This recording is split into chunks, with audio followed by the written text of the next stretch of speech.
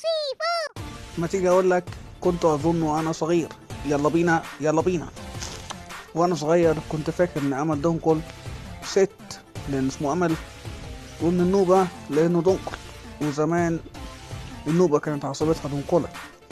لكن لما كبرت عرفت ان امل دنقل راجل ومن هنا، وعرفت انه شاعر الفصحى الاول في جيله. يكفي قصيدة لا تصالح. انت تعرف ان عبد الرحمن ابنودي كان بيقول، زميل تحقيقه طبعا في هنا، انه ساب شعر الفصحى واتجه للعامية عشان عرف ان عمره ما هيغلب امل دنقل. واحمد خالد توفيق قال انه بطل يكتب شعر وهو صغير بسبب امل دنقل. انا بحب امل دنقل، بحب لا تصالح جدا. استنوني. اتمنى نكون استمتعنا وتعلمنا سوا. ما تنساش تعمل لايك وشير.